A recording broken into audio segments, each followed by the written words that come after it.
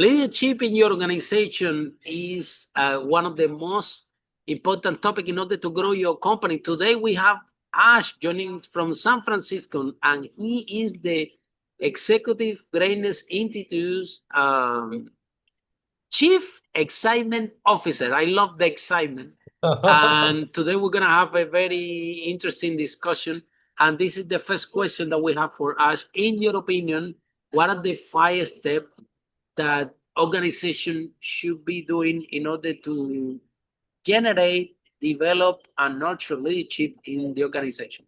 Welcome to Entrepreneurs Are Leaders podcast with Harry Sardinas.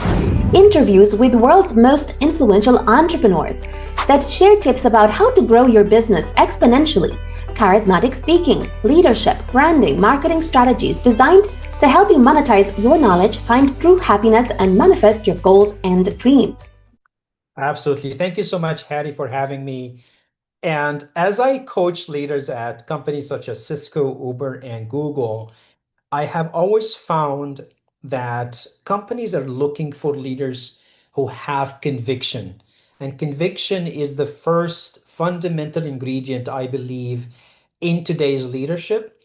And by conviction, we mean they actually have a point of view about the company as it stands today and also about the future that the company needs to create. By having that conviction and belief that we are doing really well, and you know what? We can do even better. So they already have an idea what that looks like. They feel so strongly about it that they are actually walking around the company talking to people about, you guys, you have to wait and see. There is so much more that we can accomplish. And that leads us to the second very important skill. And it's the skill of being able to travel to the future and come back. This idea of time travel is very important for leaders. They need to be able to go 5, 6 years out, look at the customer base, look at what the company is doing, the products and the services, and be able to envision a much better future for the company, and then come back and tell everybody about it. And that's why conviction and time travel are very important elements. And we can definitely cover the other ones as well. But I'd love for you to reflect on that. Yeah, I think that I'm glad that you touched this point, and after I'm gonna go further in more details, especially in this topic that I always love, like leaders, they born with this or they can be developed. So if you can please tell us the step number 3, 4, and 5, and then we're gonna expand in all this. Absolutely. So the third one is having the ability to communicate with clarity. So public speaking skills, fundamental to leadership, because people will not know the conviction you have or the time travel that you've done unless you're able to come and say, I got to talk to you. I got to tell you what I saw. And being able to actually communicate with clarity is very important for leaders, especially when they realize that a lot of people are actually looking up to them for guidance, In looking this up to them for one, inspiration. in that specific in this point, I'm rooting for you 100% because look, the name of my company is Speakers and Leaders. So I'm fully Exactly. agreeing with you. Next So that's step. absolutely important.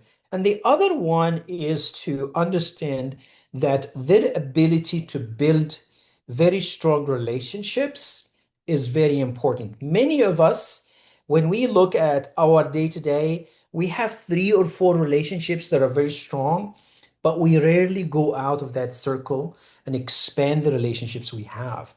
And leaders need to have connections across the business, whether it is with the people that are delivering the packages to the customers or the people that are in product management. So we want them to expand their presence and expand the relationship and make them stronger so they can understand the pulse of the business. And the last quality that we look for is the quality of energy and excitement. Because people look up to Harry, they look up to Ash, and if they see us excited about something, then they understand it must be that good. I want to go talk to Harry and find out why is he excited. So we talk about this idea of energy as a fundamental component of leadership because of how so much more depends on what they themselves do and how they come across. Well, Ash, and then let's dig in and let's start from the first question that when we have a company, okay, and we develop a product, then we go to business and then we develop product and then we make it some money. And that's it. We are entrepreneur. The problem is that after you reach the 1 million in sales and you have product market fit and you have to scale, now in order for you to scale from 1 to 10 million, 10 million to 100 million, now you have to become a leader yourself and to attract leaders to your organization. A lot of people, all the entrepreneurs are always telling me, Harry, I want more leads in my organization, one more lead in my organization. And I'm telling them, in order for attract leaders to organization, you have to become a leader yourself. There is no other way. There's no other way around this. What do you want me to do? Magic? If you don't become a leader yourself, you're not going to bring leaders to your organization. But they're telling me exactly like this, Harry, but I didn't sign up for this leadership thing. I just have my product, I want to sell, I want to make money, I don't want to do anything. I'm telling them, well, then you will be in 1 million, 2 to 3 million sales all your life. So you choose what you want to do. So tell us, Ash, what you recommend to those entrepreneurs that want to expand and they're still resisting about this leadership skill that they actually have to develop. Otherwise, I don't see any way. If you know another way without being a leader to span a company, you can tell me, but I don't know. Absolutely, yeah. No, that's a great point because definitely see leaders avoiding the hard choices. And I think your point is we would love to tell leaders that in order for them to grow and expand their business, they need to find all of those spots where they can see it's difficult, they don't want to do it. And then we basically tell them we want you to make the opposite decision. If you feels hard, we want you to jump right in. And to your point, developing and attracting others to the organization, that's the only way that you can scale is to have others join you in the same fight instead of you just doing it by yourself because there's so much that you can do yourself. So definitely agree with you. I think they need to develop their ability to attract talent and bring that talent in and be willing to share the rewards of succeeding. You give them very attractive salaries, packages. And of course, you can make that performance based, but at a minimum, show them that you're willing to share the risks with them as well. And that way, you have other people helping you with the scaling of the business. It's a very lonely job when you try to do this by yourself. Yeah, let me share a story, right? When I started my first business, I became a leader by accident, yeah, by purely by okay, because I started my business, and then it was a property business, and then when you are in business and you don't know what you're doing, we entrepreneurs we have this ego that we can do better. All of us Yeah. who have this, or what we will be entrepreneurs. So I'm running this business with this big ego that I'm a big deal, and everybody will want have to do what I say. And then I have 177 clients. They were all asking me, they all want to speak with me because it was in the property. So they bring in a friend, bring in mom. So they knew there was someone called Harry. That was the only person that can Yeah. yes. So now I have 177 clients that they were very happy to speak with me at 4 a.m. and at 3 a.m. This is the time that I have available because they have a problem that they need to speak with me. And then I have all the employees because I made the whole thing, all the team also. Everything has to be run by me. So I'm arriving to the office, taking all the decision for the employees, yeah. And then after I finish, then I'm with the clients, and I'm thinking, when I sleep, these people are gonna kill me. I'm only one. They don't care. I need to sleep. Yes. They clearly didn't care. There are too many.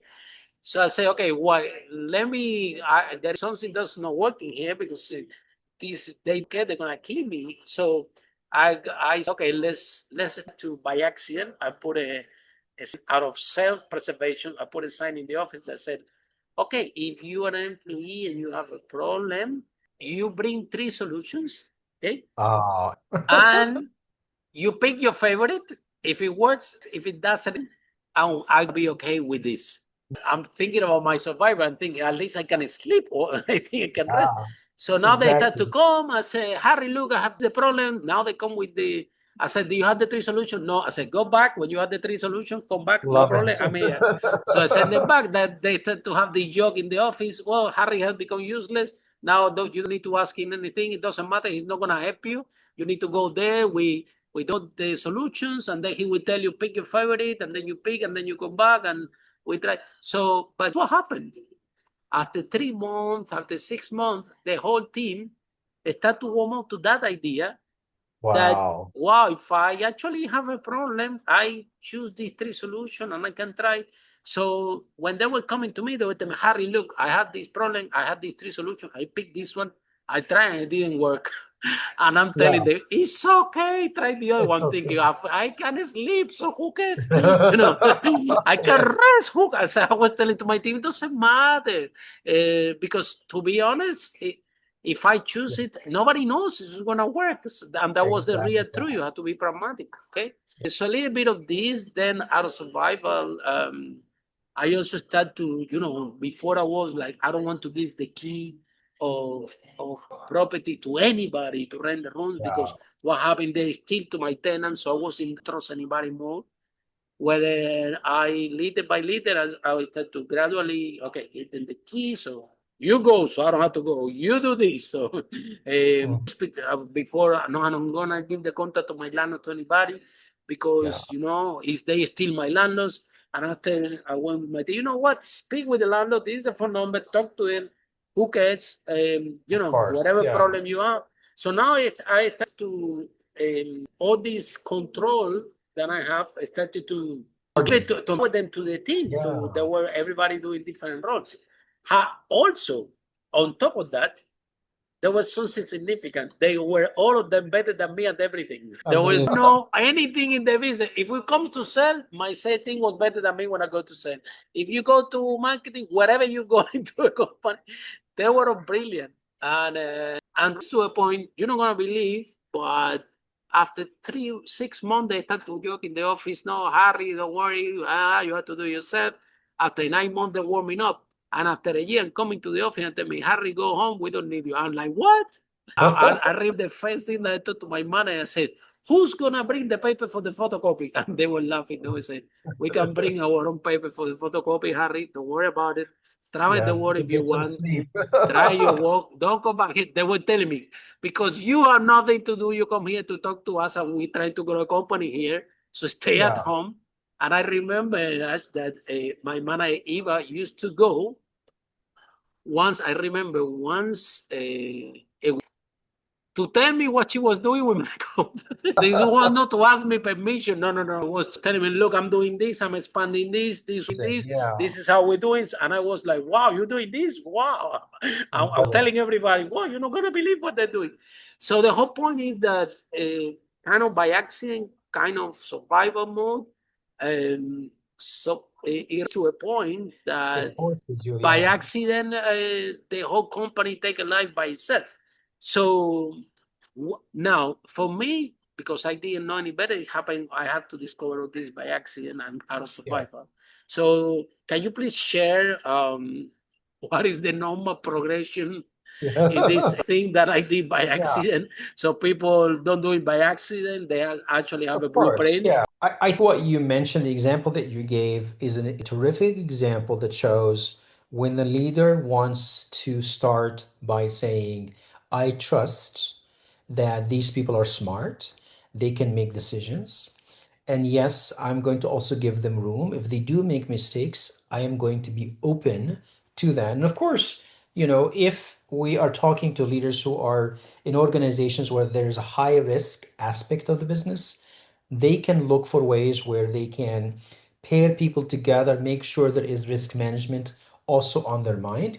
But definitely, what you told us tells every leader that you have to start by trusting. Because a lot of the time, to your point, a lot of leaders, they hold back, they don't want to delegate. They end up doing too much because they think the only one who knows how to do X or Y or Z is themselves. And they But had that in this, I don't trust anybody mindset. I've exactly, been that's there. I cannot criticize anybody that had this yeah, mindset because I was the person. But something absolutely. I have to something within, if I don't change, I die. Absolutely. And that's really where you need to come to self-awareness if what's blocking them is not so much the person's ability, but their own ability to trust and delegate. So working on this area of trusting and delegating in a smart way by bringing the person in and saying, hey, I'm going to ask you to do X, Y, and Z, and I want to give you as much guidance as you need so that the next time you do it, you don't have to wait for me. And So it's not then you gonna be, start to build it's it. process, Ash, that you learning Yeah. as you going, because I'm not going, I told you just the things, but in that process, when I start, when I start to give, release this power and this trust to the team, yeah, because sometimes in the organization, that is gonna be the next question I'm gonna ask you. I start to more governance to the team and then whatever. Then I go on holiday and an employee stole 4,000 pounds out of the Yeah. company and disappeared. And I actually, it created a huge problem for me that such a small company, that Yeah. amount of money which is captured over. And then I'm myself, can I go back to what I was? So sometimes because you are in this process of learning and now you're changing things, and as soon as you change things, you're gonna have a reaction that you're expecting. I realize after those years analyzing all this experience, a question I would like to ask about culture, because starting a business, we hiring everybody without knowing that the personal culture of the person, okay, had to be aligned with the personal culture of the business, yeah. Yeah. And Yeah. in my culture and the culture of the business, stealing, it was something that it was non-negotiable, but some person that was there and so the money and the accent and everything thought that was okay to steal and disappear. So there clearly Yeah. was a mismatch of A disconnect. culture Yeah. Yeah. bringing the to the team. So, what are your take on culture and leadership moving forward? Because sometimes what I see is that in the organizations, Yeah. the leader can touch, move, and inspire the team. However, if 50 or 25% of that team somehow end up in this organization and the culture, person that they have, it doesn't align to the culture of the business. For example, Yeah. let's say a company Yeah. that is very conscious about saving the environment, okay, Hmm. and a lot of organic, centric, and shaping the environment, and polluting and having inclusion and all that's the culture of the company. And then you have 25% of the employees that they are racist, the plastic bottles in, they don't care.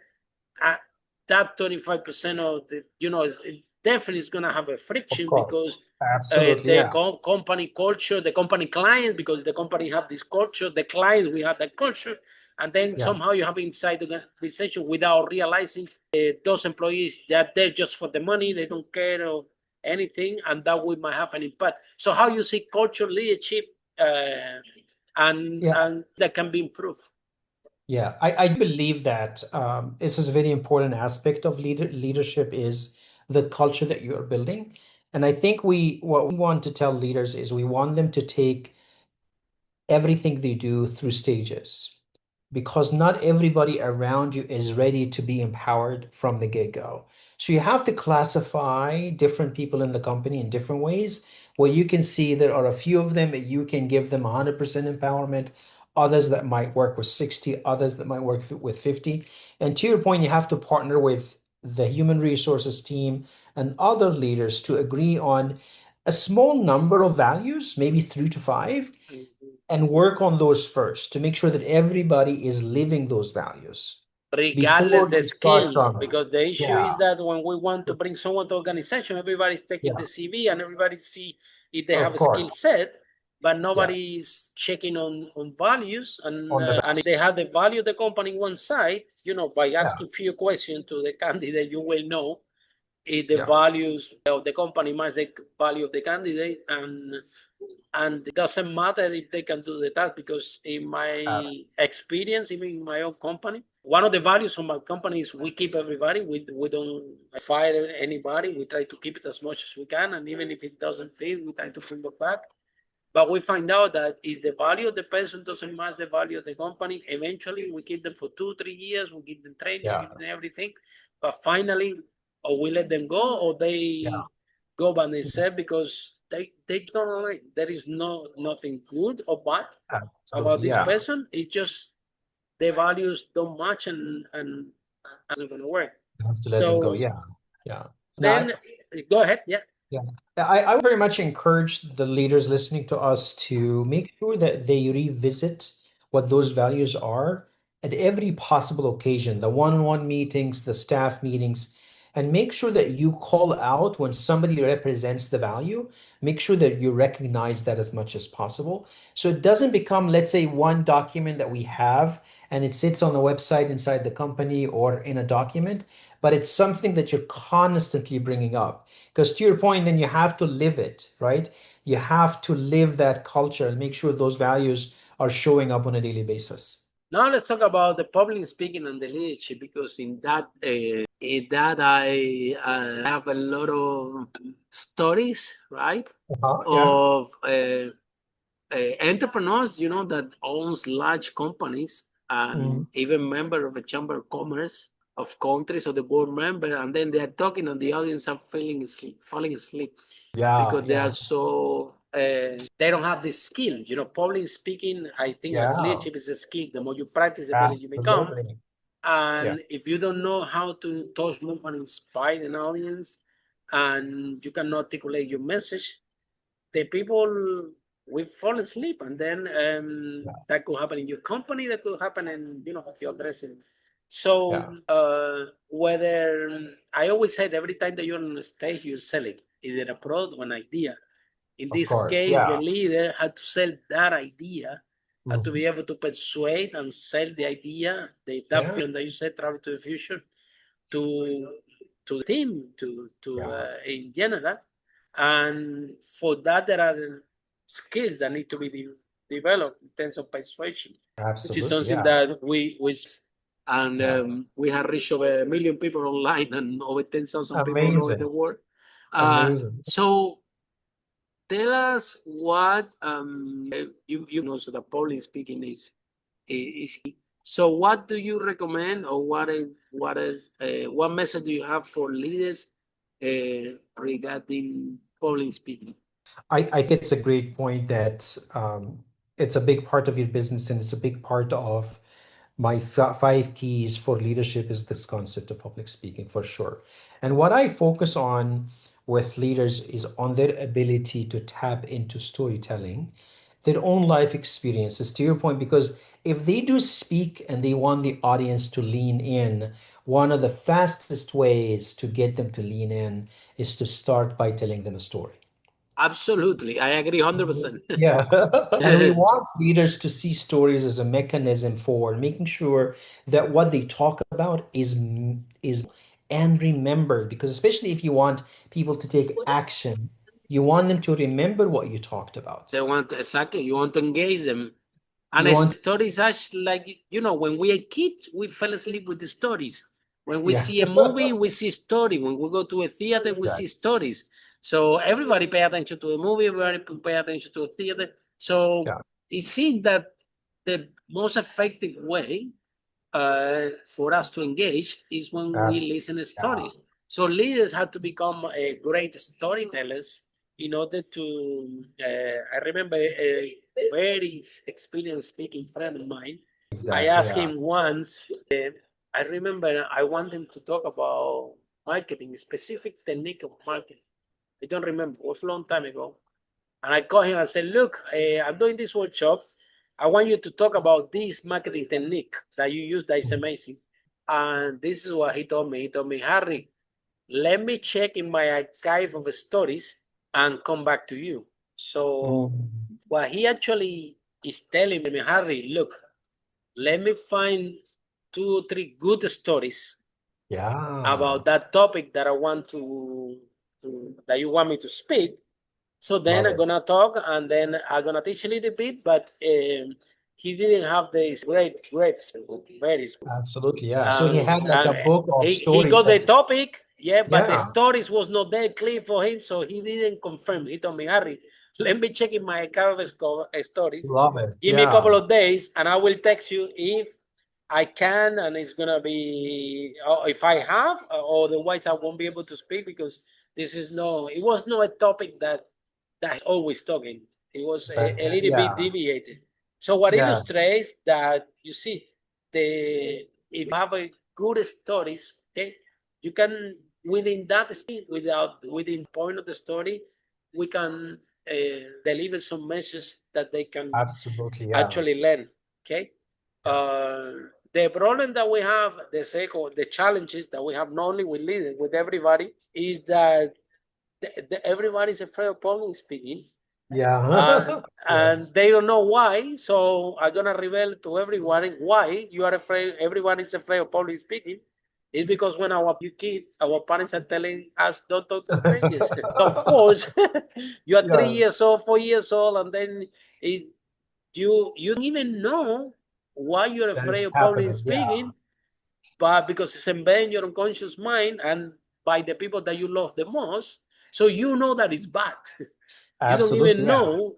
And of yeah, course, now you grow up, you are a CEO, you have a company, you are in business. All you have to do is talk to strangers. absolutely, yeah. And now you are one of the things as that we talk a lot is about scaling the business through public speaking Public and to speaking, doing yeah, events. And I always tell the entrepreneurs, guys, if you do this, you're gonna scale very quickly because your competitors are so afraid. of course, They yeah, are afraid of doing it. And you guys can take advantage if exactly as you said, if you embrace it and you said, okay, I'm absolutely. gonna work on myself and I have to embrace that fear and I want to don't do it for you, do it for the business. Uh, Exactly. That's a great point. And I remind a lot of my clients that public speaking is not about you. It's about the fact that you have a message that is going to be helpful for people. So you need to really believe that you are there giving other people a gift. It could be the service that you're offering, the product that you're selling. At the end of the day, it's a kind of a gift that you're going to make a difference in someone else's life. So, as much as possible, we want them to kind of get out of their head and forget about themselves and focus more on what's the message, who needs to hear it, and let me make sure I get that point across. That way, they don't see themselves as the blocker. They really see that I am actually here to give this gift to somebody else. So let me go out and share it with others instead of holding back. Because if I hold back, that means there's someone out there waiting for this gift, and I am basically not making it available for them. so everybody can become a leader. Are you born being a leader, or it's a skill that everybody can learn? The more you I, practice, the I, better you become. I think it's definitely a skill. I think I agree with you. for a lot of people, because otherwise it will be very discouraging if it's not a skill. You need to So have a talent. definitely, But I think yeah. is the more you practice, the better you become. I think the Ash when I speak in the conference, you should see the people. Wow, Harry, this is amazing. Wow, that's amazing. And the only thing I'm telling you, I say, guys, it's amazing because I've done it 1,000 times. It's not because Sure. I'm Yeah. nothing to do with Harry's amazing. It's way far, but Harry had done it so many times, and he's never perfect. I'm what most of my conference. When I finish, I have Lily, my partner, waiting for me with all the list of all the grammar mistakes that I make and all the mistakes that I make. She just right below the stage, There you waiting go. for me. So as soon as I get off, I have like, okay, why you say this? You didn't see it. You mean to pronounce this? You mean to Yes. pronounce that? And So you and can I do better like, next time. yeah, I'm like, it's never gonna be perfect, but somehow, on the other hand, it have a Yeah, lot of power. What you said about storytelling. Let me tell you a true story. sure. There is a Toastmaster in London, and I compete twice. I compete club level and level, something like that, and Amazing. I win twice. And the lawyer, the judge, all the judge members, they were British, and most of the competitors were also British. Of course. And then and Harry's winning twice. By now, you should know that everything worse than I speak. Make a lot of grammar mistakes and pronunciation mistakes. Have a strong accent. So why they are giving me the first place in an international organization like that is exactly what you said. It's the story, the way you engage the audience, the way that you. Exactly. This is what communication means, right? Like what you're doing for the audience. Exactly. When we discuss, able to sell your idea to that audience, to convey that, and from that storytelling playing a big role. So can you tell us actually a bit more about storytelling? What's of what leaders should be learning and looking at in terms of storytelling to engage, touch, move, and inspire the audience, like I always say. Absolutely. I think a lot of people have a lot of stories in their life. And the best part about stories is when you pivot from the story to the lesson. So, for example, a lot of people can relate to we're waiting for Christmas. We wake up in the morning and we see this big box. We open up the box and there's this amazing bike. And for this young man opening up the box, it was one thing that he has been waiting for a long, long time. And today, they open up the box. Oh my goodness, it's the bike that I have been waiting for. And we tell leaders, it's as simple as that. We pivot from that moment and we basically say something like, when I was opening that box, I felt the surprise and the anxiety and the amazing thing that might be in the box. I want you to think about our customers in the same way. When we send them a package, we want the package to be done so well and so exciting and so elegantly that when they get the box, we want them to have that same level of excitement. So when you put together the product in the box, I want you to be thinking about the experience. Wow, that's brilliant. 100%. I love it. And like never make a story without a point, and never make a point without a story. It makes it so memorable, but now they can see the connection. Exactly. And there is always never tell a story without a lesson. And show a lesson without a story, which is something that we over a million people online and on And many stages of all over them the have, world to try to convey that message because they will never forget. If you speak that, if you share this story about the Christmas tree and the bicycle, especially how you describe this story, because and you got a very dramatic. You have to be very you dramatic. use a very descriptive language that you brought me into the story. I was already inside that room, seeing the bicycle. I was imagining the tree. So There you go. the way that you say that story, You have to get into I'm it. Yeah. inside this. And because I'm Exactly. inside, I'm so immersed in that story. Yeah. When the lesson comes, when the point of the story comes, Yeah. I cannot escape to get it because I'm already inside the story. That's right. I'm inside waiting what's next. Of course. Yeah. And I think we encourage all of the business leaders listening to us that it should not be very hard for them to see that they can actually tell a story and pivot to the point that they want to make. However, if you write down, say how you say, look, okay, everyone in this company, listen to me. Everybody had to pay attention and to package properly the thing because we want to bring a great experience for the clients. Why? So it's the same like when you receive a present from a Christmas tree. Yeah. It won't have the same impact. Not the same, right? It feels like lecturing, like you're lecturing them. You tell me what to do, and you had this. You know what I mean? So that's right. The same thing, but with the different technique, have completely different connotation. And if the leaders understand what we just share here, can make a dramatic impact in the outcomes of the organization at all levels.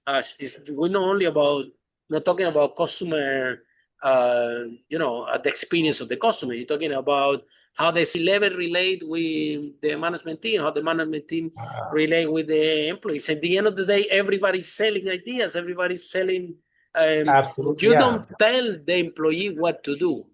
You Exactly. sell your move, inspire, enroll them into that task that he had to execute.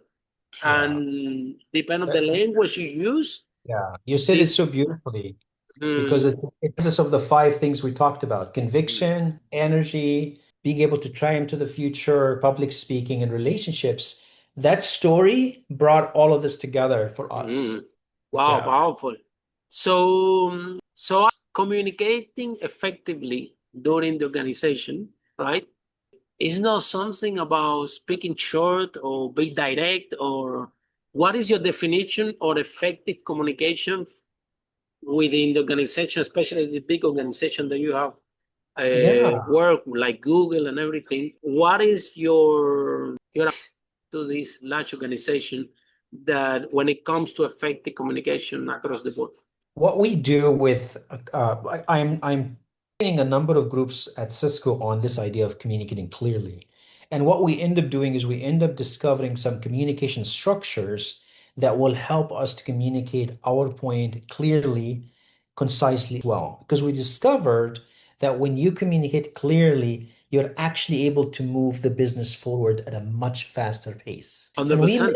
yeah, we mentioned this example of standing in a coffee shop, you're standing in line and you're just trying to give the barista your order.